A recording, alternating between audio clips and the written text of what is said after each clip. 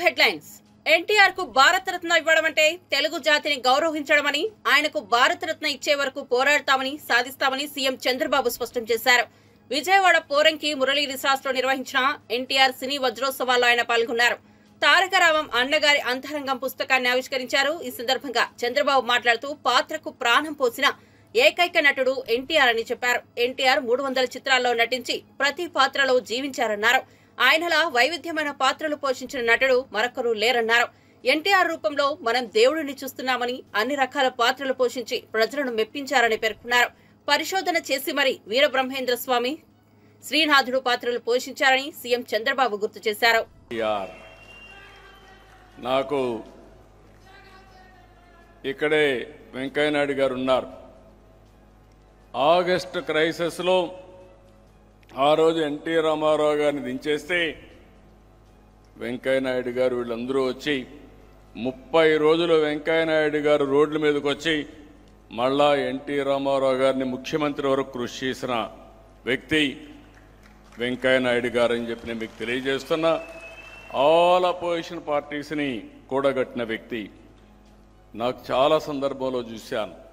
మా అందరికంటే వెంకయ్య నాయుడు గారిని ఎన్టీ రామారావు గారు ఎక్కువగా అభిమానించేవారు. అంత అభిమానంతో ఈయన యొక్క సమర్థతో ఆయన ఎప్పుడు కూడా అలాంటి అభిమానం చూపించే పరిస్థితికి వచ్చారు. ఈరోజు జాతీయ భావాలతో ఒక ప్రాంతీయ పార్టీని నడిపిన ఏకైక నాయకుడు భారతదేశంలో ఎన్టీఆర్ అని చెప్పి కూడా నేను మీకు తెలియజేస్తున్నా. ఇంకొక పక్కన అగ్ర నటుడిగా ఉండి ప్రజల కోసం జోలి పట్టి ఇప్పుడే మన వాళ్ళు చెప్పారు, రాయలసీమలో కరువు వచ్చిన, దివ్యసీమలో తుఫాన్ వచ్చిన, చైనా దురాక్రమణ చేసిన, పోలీసుల అవసరాల కోసం జోలి బట్టి డబ్బులు వసూలు చేసి ఆ సందర్భంలో ప్రజాసేవ ఏ విధంగా ఉండాలనో చెప్పిన వ్యక్తి ఎన్టీ రామారావు గారు. ఆయన ఒకే నినాదం ఇచ్చారు, సమాజమే దేవాలయం, పేదవాళ్లే దేవుళ్ళని చెప్పిన వ్యక్తి ఎన్టీఆర్. అప్పుడు చాలామంది అడిగారు, ఎన్టీఆర్ని వచ్చినప్పుడు కొత్తగా పార్టీ పెడితే దేశంలో క్యాపిటలిజం ఉంది, కొంతమంది క్యాపిటలిజం మాట్లాడుతున్నారు, కొంతమంది సోషలిజం మాట్లాడుతున్నారు, కొంతమంది కమ్యూనిజం మాట్లాడుతున్నారు, మీరు ఏది మీ సిద్ధాంతం అంటే ఎన్టీ రామారావు గారు ఆలోచించి ఒకే మాట చెప్పాడు, ఎన్టీఆర్ కారణ జన్ముడు అని, ఆయన వజ్ర సంకల్పం కలిగిన వ్యక్తి అని భారత మాజీ ఉపరాష్ట్రపతి వెంకయ్య నాయుడు అభివర్ణించారు. కృష్ణా జిల్లా పోరంకిలో నిర్వహించిన ఎన్టీఆర్ సినీ వజ్రోత్సవ్ కార్యక్రమానికి ఆయన ముఖ్య అతిథిగా హాజరయ్యారు. ఈ సందర్భంగా ఆయన ప్రసంగిస్తూ ఎన్టీఆర్ లో తనకు అన్నిటికంటే బాగా నచ్చేది క్రమశిక్షణ, పట్టుదల, కష్టపడి పనిచేయడం అని వెల్లడించారు. ఈ 3 ఉంటే జీవితంలో ఎవరైనా పైకి వస్తారని, ఈ 3ంటిని అలవర్చుకోవడమే మనం ఆ మహానీయుడికి అర్పించే నివాళి అని వెంకయ్య నాయుడు పేర్కొన్నారు. తన విలక్షణమైన వ్యక్తిత్వంతో నటనా వైదుష్యాన్ని చూపించి ప్రజల యొక్క మనసులో పేరుగాంచాడు. ఇందాక చెప్పారు కదా, రాముడిగా, రావణాసురుడి గురించి మనం నెగటివ్గా ఆలోచిస్తాం, కానీ ఆ రావణ బ్రహ్మలో ఉన్నటువంటి విశేషాలన్నీ కూడా ఆయన బయట తీసి మనకు చూపించాడు. అలాగే శ్రీకృష్ణుడిగా, సుయోధనుడిగా, ఆయనకి రామారావు గారికి దుర్యోధనడం ఇష్టం ఉండదు, సుయోధనుడు అని. ఆయనలో ఉండే మంచి గుణాలు, గొప్పతనం అవుతున్నాయో వాటిని కూడా బయటికి తీసుకొచ్చాడు. ఆ తర్వాత సరే ఆ జీవితంలో చేసిన చెడు పనులు అవుతున్నాయో సినిమాల్లో వాటిని చూపించారు కూడా. కానీ ఆ ఉండే సుగుణాలను వెలుగు తీసుకొచ్చి సినిమా రూపంలో ప్రజల ముందు పెట్టినట్టు వ్యక్తి శ్రీ ఎన్టీ రామారావు గారని చెప్పిన సందర్భంగా మనం చేస్తున్నాను. ఆయన స్ఫురద్రూపి, అందగాడు, ఆకర్షణీయమైన ఆద్యంతం చూస్తూ ఉంటే ఇంకా చూడాలనిపించే ముఖం ఆయన్ని. చాలా తక్కువ మందికి ఉంటుంది ఆ విధంగా. వేషం వేసుకుంటేనే కాదు, వేషం వేయకపోయినా, రంగు పూయకపోయినా రామారావే అందరికీ ఆకర్షణీయంగా ఉండేట వ్యక్తి. ఆయన నటనా కౌశల్యం ఏమవుతుందో అది మామూలుగా ఆయన సినిమాల్లో నటించే వాళ్ళని అభిమానులు పొగుడుతుంటారు, సహజంగా పొగుడుతారు, మామూలుగా వాళ్ళకి టైటిల్స్ కూడా ఇస్తుంటారు. కానీ రామారావు గారి విషయంలో ఆయనకి విశ్వవిఖ్యాత నట సార్వభౌమ అని చెప్పని అయితే ఆయన పిలుచుకుంటారు అభిమానులు. అది వాస్తవం, విశ్వవిఖ్యాతం.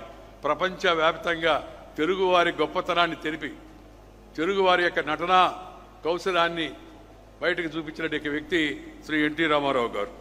ఆయన స్వర విన్యాసం, ఆయన చేసే స్వర విన్యాసం కావచ్చు, లేదా హావభావాలతో ఆయన చేసే నట విన్యాసం కావచ్చు. ఇవి రెండు కూడా అద్భుతమైనవి. స్వర విన్యాసము, నట విన్యాసము, ఇవి రెండు కూడా చాలా అద్భుతమైనవి రామారావు గారి యొక్క జీవితంలో. అది ఆయనకి మాత్రమే అనితర సాధ్యం అని చెప్పని ప్రజలు అందరూ కూడా భావిస్తూ ఉంటారు. ఒక బృహన్నర పాత్ర వేయడానికి ఎవరు ఇష్టపడరు, కానీ బృహన్నరగా, అలాగే అర్జునుడిగా, అలాగే దుర్యోధనుడిగా, రావణ బ్రహ్మగా, శ్రీకృష్ణుడిగా ఇలా వేషాలు వేసి ఆ పాత్రలో ఆయన నిలిచిపోయాడు. నాకు ఆ మధ్య ఆచార్య రంగా గారు, స్వాతంత్ర సమరయోధుడు, కీర్తిశేషుడు, పెద్ద ఆయన నేను అప్పుడప్పుడు వెళ్ళి ఆయన దగ్గర కూర్చుంటూ ఉండేవాడిని. ఆయన జీవిత విశేషాలు చెప్తూ ఒకరోజు మాట్లాడుతూ, ఆంధ్రప్రదేశ్ రాష్ట్ర ఏర్పాటులో కీలక పాత్ర పోషించిన పొట్టి శ్రీరాములు వర్ధంతి సందర్భంగా విజయవాడలోని తుమ్మలపల్లి కళాక్షేత్రంలో వర్ధంతి వేడుకలు నిర్వహించారు. ఈ సందర్భంగా CM Chandrababu Naidu, deputy CM Pawan Kalyan హాజరయ్యారు. ఈ క్రమంలో పొట్టి శ్రీరాములు విగ్రహానికి నివాళులు అర్పించిన అనంతరం సీఎం చంద్రబాబు నాయుడు మాట్లాడుతూ తెలుగు జాతి కోసం ఆలోచించి రాష్ట్రాన్ని సాధించిన వ్యక్తి పొట్టి శ్రీరాములు అని కొనియాడారు. దేశ చరిత్రలో ఆయన అమరజీవిగా ఖ్యాతి పొందారని, ఈ డిసెంబర్ 15కు ప్రత్యేకత ఉందని, తెలుగు రాష్ట్రం ఏర్పడడానికి పొట్టి శ్రీరాములే కారణమని చంద్రబాబు చెప్పుకొచ్చారు. రాష్ట్రం వచ్చే పరిస్థితికి వచ్చింది. ఇంకొక పక్కన మీరు చూస్తే ఆయన చనిపోయిన తర్వాత తెన్నేటి విశ్వనాథం శాసన మండలి సభ్యుడు, ఇంకొక పక్క సీతారామయ్య కేంద్ర వైఖరిని తప్పుపడుతూ అప్పుడు రాజీనామాలు చేశారు. దాంతో ఓసారి ఉద్యమాలు చూసినప్పుడు మీరు ఒక విచిత్రంగా ఉంటాయి. ఒక ఉద్యమం చేసేటప్పుడు ఒక్కొక్కరు గారు రాజీనామాలు చేసి ఇలాంటి రాజకీయ పరిణామాలు కూడా తోడైతే ఉద్యమం తీవ్రమవుతుంది. దానివల్ల పాలకులు దిగొస్తారు. ఆ విషయం వారు చేసే పరిస్థితికి వచ్చారు. ఇవన్నీ చేసిన తర్వాత ఉద్యమ తీవ్రతను గుర్తుపెట్టుకొని, ఒకటి పొట్టి శ్రీరాములు గారి త్యాగం, తర్వాత ఉద్యమం, ఇవన్నీ గుర్తుపెట్టుకుని 1952 డిసెంబర్ 19న ఆనాటి ప్రధానమంత్రి నెహ్రూ గారు దిగొచ్చి ఆంధ్ర రాష్ట్రం ఏర్పాటు చేస్తామని అనౌన్స్ చేశారు. అది చరిత్ర. అక్కడి నుంచి మీరు చూస్తే రాష్ట్రం వచ్చింది. నాయకులు ఏం చేయాలని ఆలోచించారు, మళ్ళా విడిపోయారు. కమ్యూనిస్టులు విజయవాడ కావాలన్నారు రాజధాని. సంజీవ్ రెడ్డి గారు వీళ్ళంతా కలిసి కర్నూలు కావాలని చెప్పి పట్టుబట్టారు. అదేవిధంగా గౌతల లచ్చన్న వీళ్ళందరూ విశాఖపట్నం కావాలన్నారు. దాంతో కన్ఫ్యూజన్ వచ్చి మళ్ళా కూర్చొని ఆలోచించి ప్రకాశం పంతులు గారు అందరూ కూడా మీరు ఒకసారి చూస్తే కర్నూలు రాజధానిగా, గుంటూరు హైకోర్టు ఏర్పాటు చేస్తామని శ్రీబాగ్ ఒప్పందం చేసుకొని ఇది తాత్కాలికంగా ఉంటుంది. అప్పటికే ఒక పక్క హైదరాబాద్ కూడా కలపాలని చెప్పి ఉద్యమాలున్నాయి కాబట్టి ఆలోచిస్తామని చెప్పి ఆ రోజు తాత్కాలికంగా నిర్ణయం తీసుకొని ముందుకు పోయారు. 11 జిల్లాల్లో ఆంధ్ర రాష్ట్ర ఏర్పాటుకు బిల్లు 1953 ఆగస్టు 10న పార్లమెంట్ ఆమోదించే పరిస్థితి వచ్చింది. అప్పట్లో 11. అమరజీవి పొట్టి శ్రీరాములు ఆత్మార్పణ దినం సందర్భంగా విజయవాడ తుమ్మలపల్లి కళాక్షేత్రంలో ఏర్పాటు చేసిన కార్యక్రమంలో ముఖ్యమంత్రి చంద్రబాబుతో పాటు డిప్యూటీ సీఎం పవన్ కళ్యాణ్ కూడా పాల్గొన్నారు. పొట్టి శ్రీరాములు విగ్రహానికి పూలమాలలు వేసిన పవన్ కళ్యాణ్ ఆ మహానీయుడికి నివాళులు అర్పించారు. ఈ సందర్భంగా ఆయన మాట్లాడుతూ పొట్టి శ్రీరాములు ఒక జాతికి, ఒక కులానికి నాయకుడు కాదని, ఆయన ఆంధ్ర జాతికి నాయకుడని కీర్తించారు. పొట్టి శ్రీరాములు విగ్రహానికి నివాళులు అర్పించాలంటే ఆర్యవైశ్య సమాజానికి వెళ్లే అవసరం లేకుండానే ఆయనను గౌరవించుకునేలా ఉండాలని పేర్కొన్నారు. అమరజీవి పొట్టి శ్రీరాములు వర్ధంతి సభలో ఆయనకు చేతులెత్తి నమస్కరిస్తున్నారని తెలిపారు. దేశం అఖండ భారతం 2 ముక్కలుగా విడిపోతుంటే మత ప్రాతిపాదికన ముస్లింలు మేము వెళ్ళిపోతామని చెప్పి చిన్న నాయకత్వంలో పాకిస్తాన్ వెళ్ళిపోతుంటే మన అన్ని మతాలు ఒకటి అని మనం పట్టుకుంటే, అలాంటి సమయంలోనే నెహ్రూ గారి థాట్ ప్రాసెస్ ఎలా ఉండిందంటే ఆయన చదువుతా ఉంటే ఆయన ఒకవైపు నరికేస్తా ఉన్నారు పాకిస్తాన్లో హిందువుల్ని. అలాంటి సమయంలో ఇంకొక మూల మన ఉమ్మడి మద్రాసు రాష్ట్రంలో చాలా వివక్ష అనుభవిస్తూ అవమానాలు భరిస్తూ తెలుగు వారికి గుర్తింపు లేదు. అలాంటి సమయంలో తెలుగు ఉనికి కోసం, ఆంధ్రుల ఉనికి కోసం ఒక రాష్ట్రాన్ని ఏర్పాటు చేసుకునే క్రమంలో పొట్టి శ్రీరాములు గారు ప్రాణం పోవటం ఇవన్నీ దేశాన్ని కదిలించేసి ముందు ఏం పెద్ద జరగదు అనుకున్నారు. నెహ్రూ గారు అన్నది కూడా ఏంటంటే అసలే రాష్ట్ర విభజన జరిగిన ఈ పరిస్థితుల్లో మళ్ళీ ఈ వివక్ష ఏంటి, మళ్ళీ కూర్చోబెట్టి భాషా ప్రయుక్త రాష్ట్రాలు దేశాన్ని ఎలా కలిపించాలి అనేది ఆయనది. ఒకవైపు ఏమో వాస్తవం ఏంటంటే ఇక్కడ మీరు సంబంధం లేదని చెప్పేసి వివక్ష. వీటి మధ్యలో రాష్ట్ర నాయకులు కానీ దేశ నాయకులు కానీ ఎంతో నలిగిపోయి ఆయన కూడా ఎందుకు ఆయన మీద కోపం, అందరికి ఎందుకు రాలేకపోయారు, ఎందుకు శవాన్ని మోయడానికి ఎందుకు రాలేదంటే కోపం అన్నమాట.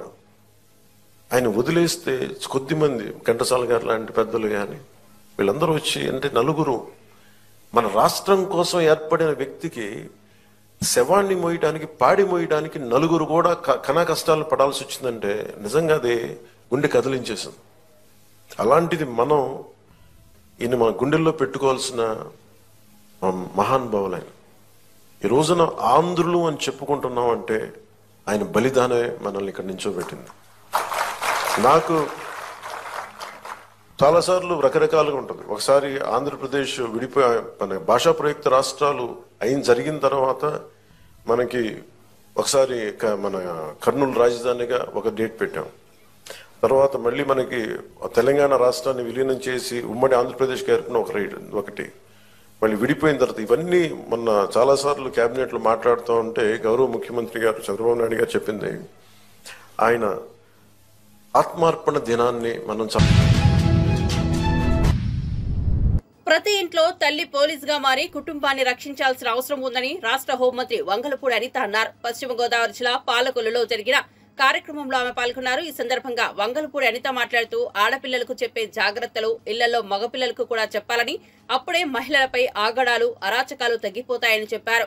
గంజాయి, మాదక ద్రవ్యాలు తీసుకోవడం హీరోయిజం కాదని, ఆడపిల్లలను రక్షించిన వాళ్లే అసలైన హీరోలని అనిత పేర్కొన్నారు. పాదయాత్రలో గంజాయి బాధితుల గోడు విన్నప్పుడే నారా లోకేష్ ఉక్కుపాదం మోపాలన్న నిర్ణయం తీసుకున్నారని అనిత వ్యాఖ్యానించారు. గంజాయి, మాదక ద్రవ్యాల నివారణకు డేగ కన్ను కోసం వేసేందుకే ఈగలు తెచ్చామన్నారు. రాష్ట్రంలో ఏ నేరం జరిగినా దాని వెనుక గంజాయి ఉంటోందని చెప్పారు. యువత కూడా ఆడపిల్లల్లో తల్లిని చెల్లిని చూడాలని హోంమంత్రి అనిత పిలుపునిచ్చారు. చాలా మందికి ప్రేరణించే వ్యక్తి, అటువంటి వ్యక్తి ఈ రోజు ఒక మంచి నినాదం తీసుకొని ఆడపిల్లలని రక్షించుకోవాలి అని చెప్పి సేవ్ గర్ల్ చైల్డ్ అనే కార్యక్రమాన్ని తీసుకురావడమే కాకుండా ఇక్కడికి నాలాంటి వాళ్ళని చాలా మందిని ఇక్కడికి పిలిచి మిమ్మల్ని అందరినీ కూడా ఇన్స్పైర్ చేయడానికి తన సామాజిక బాధ్యత నిర్వర్తిస్తున్నందుకు ఒక ఆడపిల్లగా, ఒక మహిళగా, ఒక తల్లిగా మీకు ఇక్కడ ఈ స్టేజ్ మీద శిరస్సు వంచి మీ అందరికీ కూడా నమస్కారం తెలియజేస్తున్నా. ఎందుకంటే ఇది ప్రతి ఒక్కరు కూడా తీసుకోవాల్సిన ఒక సామాజిక బాధ్యత. ఈరోజు ఈ కార్యక్రమానికి ముఖ్య అతిథులుగా నాతో పాటు ఇందాకే చెప్పారు ఈ జిల్లాకి రాణి నాగరాణి గారు అని. నేను నాగరాణి గారిని ఒక కలెక్టర్ని ఒకరినే చూడను, ఒక తల్లిని చూస్తాను, ఒక భార్యని చూస్తాను. భర్త చనిపోయిన తర్వాత కూడా ఎక్కడ కూడా ఇంత చిన్న కూడా తను ఎంత లోపల దుఃఖం దిగమింగుకొని కూడా బయటికి తెలియనివ్వకుండా ఈరోజు ఒక కలెక్టర్ స్థాయికే రావటం కాకుండా వాళ్ళ బిడ్డని ఎంతో ఉత్తమంగా పెంచిన ఆ తల్లికి, కలెక్టర్ గారికి ప్రత్యేకంగా నేను ధన్యవాదాలు, నమస్కారాలు తెలియజేసుకుంటున్నా. ఈరోజు ఈ కార్యక్రమానికి మరొక ముఖ్య అతిథి, చిన్నపిల్ల నుంచి ఆడపిల్లనమ్మ నేను అని మాట పాడిన ప్రతిసారి నా కళ్ళల్లో నీళ్ళు తిరిగేవి. ఆ అమ్మాయిని ఒకసారి చూడాలి అనిపించేది. కానీ ఆ పిల్ల కూడా కొన్ని సందర్భాల్లో కష్టాలను ఎదుర్కొని కూడా ఈ రోజుకి కూడా గోదావరి గట్టు మీద రామచిలకవే అని పాడుతూ ఉంటే ఆ రామచిలకి కూడా ప్రత్యేకంగా నేను నమస్కారాలు తెలియజేసుకుంటున్నా. చిన్నదైనా నమస్కారం పెడుతున్నాను, ఎందుకంటే ఆ అమ్మాయికి ఉన్న ఆ సరస్వతీదేవి బట్టి. అదేవిధంగా ఎన్నో సవాళ్ళు ఎదుర్కోవాలి సినీ ఫీల్డ్లో కానీ సీరియల్స్లో కానీ రావాలంటే. అటువంటి వ్యక్తులు ఈరోజు మన ముందుకు వచ్చేసరికి మీకు అందరికీ సెలబ్రిటీలా కనిపిస్తారు. కానీ వెనకాతల నలుగుతున్న ఆ నలిగిన కష్టంలోంచి బయటకు వచ్చి మీ ఎదురుగా వచ్చి మొహాన్ని చిరునవ్వు పెట్టుకొని వస్తుంటారు. ఈరోజు ఆ అమ్మ కావ్యకి కూడా ప్రత్యేకంగా నా ఆశీర్వాదాలు తెలియజేసుకుంటున్నా. ఇంకా చిన్నారి సరస్వతి, వాగ్దేవి, నిజంగా మీ అమ్మ నాన్న నీకు ఏం ముహూర్తాన్ని ఆ పేరు పెట్టారో తెలియదమ్మా. వాగ్దేవి అని సరస్వతీదేవి పేరు పెట్టుకున్నావు. ఆ సరస్వతిని నాలుక మీద పెట్టుకొని ఈరోజు ఎంతో మందికి ఇన్స్పిరేషన్గా ముందుకు నిలిచావు. నీకు నేను నమస్కారం పెట్టకూడదు, ఎందుకంటే నీలో ఉన్న సరస్వతి దేవికి నేను. గుంటూరు వివిఐటిలో గూగుల్ ఏఐ స్కిల్ సెంటర్ ఏర్పాటు చేశారు కేంద్ర కమ్యూనికేషన్ శాఖ సహాయ మంత్రి డాక్టర్ పెమ్మసాని చంద్రశేఖర్. ఈ గూగుల్ స్కిల్ సెంటర్ ను ప్రారంభించారు. ఈ సందర్భంగా ఆయన మాట్లాడుతూ స్కిల్ హబ్ లో భాగంగానే గూగుల్ తో ఒప్పందం చేసుకున్నట్లు తెలిపారు. ముందుగా వివిఐటిలో పైలట్ ప్రాజెక్టుకు అమలు చేస్తున్నామని చెప్పారు. ఇంజనీరింగ్ విద్యార్థులు ఈ అవకాశాన్ని సద్వినియోగం చేసుకోవాలని పెమ్మసాని సూచించారు. ఇలాంటి కార్యక్రమాల ద్వారా ఐటీలో మంచి ఫలితాలు సాధించవచ్చని, యువతకు ఉపాధి అవకాశాలు లభిస్తాయని పేర్కొన్నారు. గూగుల్ తో ఒప్పందం ద్వారా ఏపీకి అంతర్జాతీయంగా మంచి సంబంధాలు ఏర్పడ్డాయని అభిప్రాయపడ్డారు. కేంద్ర సహాయ మంత్రి Pemmasani one nation one election అంశంపైన స్పందించారు. దేశవ్యాప్తంగా ఒకేసారి ఎన్నికలు జరపడం వల్ల దేశ అభివృద్ధికి ఎంతో ఉపయోగమని వెల్లడించారు. ఈ బిల్లుకు పార్లమెంట్ లో అత్యధికులు మద్దతు పలకాల్సి ఉంటుందని తెలిపారు. So when you are 200 people training this course, probably 5 or 10 of you would get a job in Google. Let's get this right, okay? Why this is important? Because wherever you go, there is no free lunch. Everyone, it's a competitive world.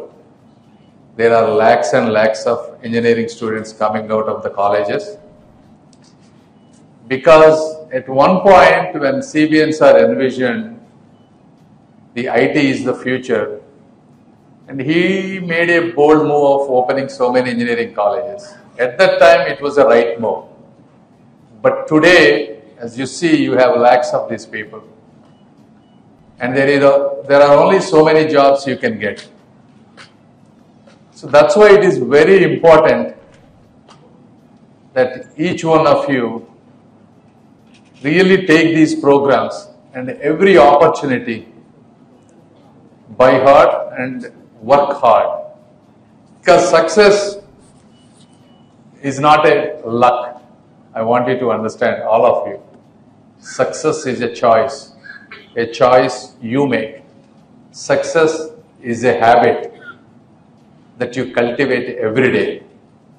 And success is a mindset. When you have a mindset that I want to be successful, and when you do every day some activities towards your goals, then success will come, how much ever there is a competition.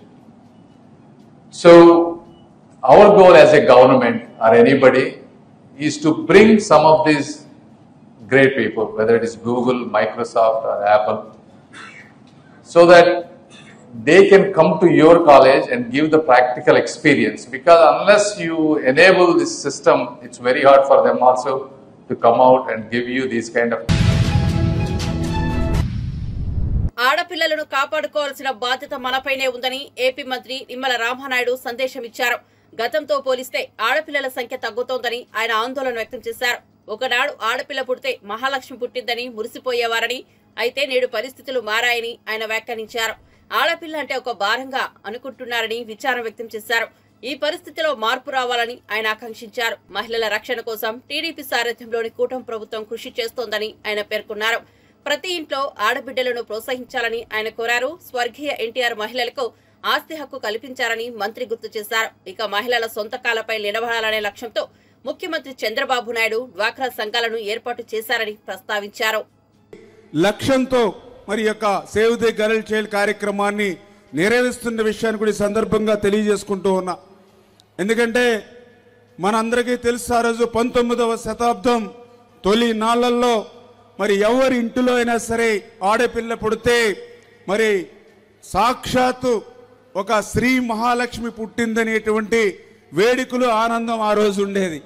కానీ కాలక్రమేణా చూస్తే ఆ భావం అంతా కూడా కనుమరుగైపోతున్నటువంటి పరిస్థితి ఈరోజు చూస్తూ ఉంటే ఆడపిల్ల అంటే ఏదో ఆర్థిక భారంగా, గుండెల మీద కుంపటిగా మరి పెంచి పెద్ద చేసి అత్తారింటికి పంపించాలనేటువంటి ఆలోచనతో, భావంతో ఆడపిల్లంటే మరి ఏదో మన పిల్ల కాదు పరాయి పిల్ల అనేటువంటి విధంగా ఏదైతే ఆ యొక్క సమాజంలో కొంత మేర మరి చిన్న చూపు ఏదైతే ఉందో మరి దాని నుంచి మరి ప్రజల్ని చైతన్యపరచాలనేటువంటి ఆలోచనతోటే మరి ఈ కార్యక్రమాలను తీసుకుంటున్నామనే విషయాన్ని కూడా మరి ఈ సందర్భంగా తెలియజేసుకుంటూ మరి అందులో కూడా ప్రత్యేకించి ఏదైతే మరి యొక్క 1901లో చూస్తే మరి ప్రతి 1000 మందికి కూడా మరి 985 మంది మహిళలు ఉంటే మరి అది 100 సంవత్సరాల తర్వాత చూస్తే మరి ప్రతి 1000 మందికి 978కి తగ్గి మళ్ళీ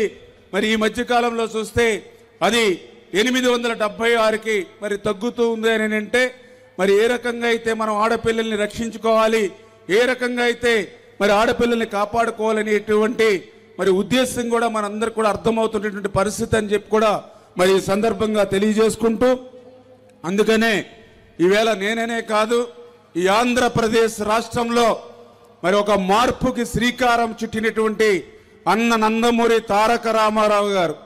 ఎందుకంటే ఆయన నా తెలుగింటి ఆడబడుచులు అంటూ ఎంతో ఆప్యాయంగా మాట్లాడేటువంటి వ్యక్తి, మహిళలకు ఎంతో గౌరవం ఇచ్చేటువంటి వ్యక్తి.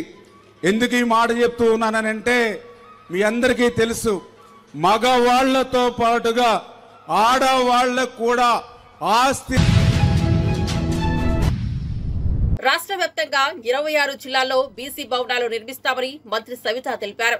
తిరుపతిలో బీసీ బాలిక హాస్టల్లో ఆమె సందర్శించారు. ఈ సందర్భంగా ఆమె మాట్లాడుతూ 2014-19లో అప్పటి టీడీపీ ప్రభుత్వం బీసీ భవనాల ప్రభుత్వం ఆ నిర్మాణాలను పట్టించుకోలేదని తెలిపారు. హాస్టళ్ల మరమ్మతులు నిధులు మంజూరు చేయలేదని మండిపడ్డారు. చివరికి విద్యార్థుల డైట్ బిల్లులు కూడా చెల్లించలేదని ఆమె ఆగ్రహం వ్యక్తం చేశారు.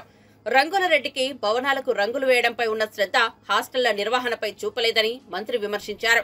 హాస్టల్ భవనాలకు రంగు మార్చో పేరు మార్చో నిర్మాణాలు పూర్తి చేసి ఉంటే బీసీ విద్యార్థులకు ఎంతో మేలు జరిగేదని చెప్పారు. బీసీ ద్రోహిక జగన్ చరిత్రలో నిలిచిపోయారని మంత్రి సవిత విమర్శించారు. గత ప్రభుత్వం వల్ల అసంపూర్తిగా నిలిచిపోయిన ఉన్న అన్ని బీసీ భవనాలను పూర్తి చేస్తామన్నారు. అలాగే కొత్త జిల్లాల్లోనూ నూతన భవనాలు నిర్మిస్తామని మంత్రి సవిత హామీ ఇచ్చారు. టెక్స్టైల్స్ మినిస్టర్ గారితో రివ్యూ ఉంది. గత 5 సంవత్సరాల్లో మన చేనేతలు ఏ విధంగా ఇబ్బంది పడుతున్నారు, ఈ రాష్ట్ర చేనేతలు టెక్స్టైల్స్ హ్యాండ్లూమ్స్ అండ్ టెక్స్టైల్స్ పరిస్థితి ఏంటి, ఆంధ్రప్రదేశ్లో మనకు కావాల్సింది ఏంటి, చేనేతలకు ఎన్డీఏ ప్రభుత్వం రాగానే ఒక నమ్మకం కుదిరింది. అది టెక్స్టైల్స్ మినిస్టర్ గారితో కూడా వివరించాం.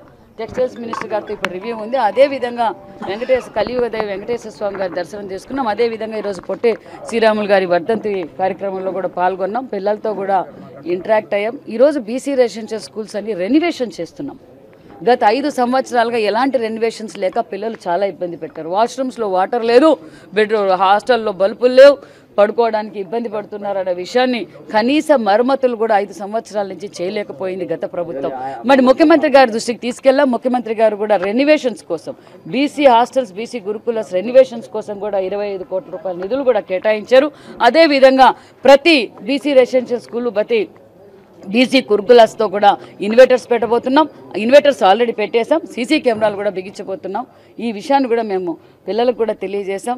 మేము మీడియా ద్వారా కూడా తెలియజేసేది ఒకటే, ప్రతి చోట కూడా బీసీ బడుగు బడిహీన వర్గాల పార్టీ ఎన్డీఏ ప్రభుత్వం అని కూడా మీకు తెలియజేస్తూ, గతంలో బీసీ భవన్లో కూడా మేము 14-19లో శాంక్షన్ చేసి 70-80% కూడా పూర్తి అయిపోయినాయి. కానీ రంగుల రెడ్డి గారు ఆ రంగులు మార్చో పేరు మార్చో బీసీ బిడ్డల కోసం BC residential schools hand over చేయలేకపోయినారు. బీసీల కోసం బీసీలు ఓట్లు వేయించుకొని బీసీల ద్రోహి ఆ జగన్మోహన్ రెడ్డి గారు అని కూడా తెలియజేస్తూ, దగ్గరలోనే ఏదైతే 70-80% బిల్డింగ్లు అసంపూర్తిగా ఉన్నాయో అన్ని పూర్తి చేయబోతున్నాం. ఒక పక్క హాస్టల్స్, ఒక పక్క బీసీ భవన్లు కూడా పూర్తి చేయబోతున్నాం. 26 జిల్లాల్లో కూడా బీసీ భవన్లో నిర్మాణం చేయబోతున్నాం అన్న విషయాన్ని కూడా తెలియజేస్తూ, బీసీలకు పెద్దపీట వేసిన ప్రభుత్వం ఎన్డీఏ ప్రభుత్వం, 39,000 కోట్ల రూపాయలు నిధులు ఇచ్చిన ప్రభుత్వం ఎన్డీఏ ప్రభుత్వం అని కూడా తెలియజేస్తూ, ముఖ్యమంత్రి గారు ఒక్కటే ఆలోచనే, ప్రతి ఇంటి నుంచి ఒక ఎంటర్ప్రైనర్ తయారు కావాలి, ప్రతి ఇంటి నుంచి ఒక వ్యాపారవేత్తను తయారు చేయాలనేది ముఖ్యమంత్రి గారి ఆకాంక్ష.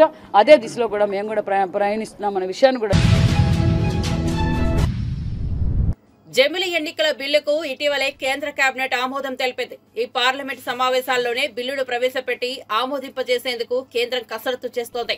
ఈ క్రమంలోనే జమిలి ఎన్నికలపై వైసీపీ ఎంపీ విజయసాయిరెడ్డి సంచలన వ్యాఖ్యలు చేశారు. ఈ సందర్భంగా ఆయన మీడియాతో మాట్లాడుతూ, రాష్ట్రంలో కూటమి ప్రభుత్వం భయానక వాతావరణం సృష్టిస్తోందని అన్నారు. తమపై వైసీపీ కార్యకర్తలు, నాయకులపై అక్రమంగా కేసులు పెట్టేందుకు ప్లాన్ చేస్తోందని ఆరోపించారు. అసలు కేవీ రావు ఎవరో తనకు తెలియదని, విశాఖలో తాను భూ కబ్జా చేయలేదని క్లారిటీ ఇచ్చారు. తమ బంధువుల భూములు కొనుగోలు చేస్తే తనపై దుష్ప్రచారం చేస్తున్నారని మండిపడ్డారు. ఈ సందర్భంగా అభినందించాల్సినటువంటి విషయం, నా మనస్ఫూర్తిగా అందరం కూడా అభినందిస్తా ఉన్నాం. ఇక గతంలో విశాఖపట్నంలో మన జిల్లా అధ్యక్షులు చెప్పినట్టుగా 97, 92, 95 ఈ రకంగా 70, 60 తేడాతో మనం ఓడిపోవడం జరిగింది. కానీ అది తిరిగి పునరావృతం కాకుండా మనం చూసుకోవాలి. దానికి కారణాలు ఏంటి అన్నటువంటిది మనమే ఇంట్రాస్పెక్షన్ అన్నటువంటిది చేసుకోవాలి. కారణాలు తెలుసుకుని ఆ కారణాలకు ఏదైతే సమస్యలు ఉన్నాయో, ఏదైతే కారణాలో ఆ కారణాలని మనం రెక్టిఫై చేసుకునే, పొరపాట్లను రెక్టిఫై చేసుకునేటటువంటి ప్రయత్నం మనం చేయాలి. నాకు తెలిసినంత వరకు కొన్ని ఎందుకనంటే నేను కూడా నెల్లూరు నుంచి ప్రత్యక్ష ఎన్నికల్లో పోటీ చేసి ఓడిపోయాను కాబట్టి ప్రత్యక్షంగా నాకు కూడా కొన్ని అనుభవాలు వచ్చాయి. నాకు తెలిసినంత వరకు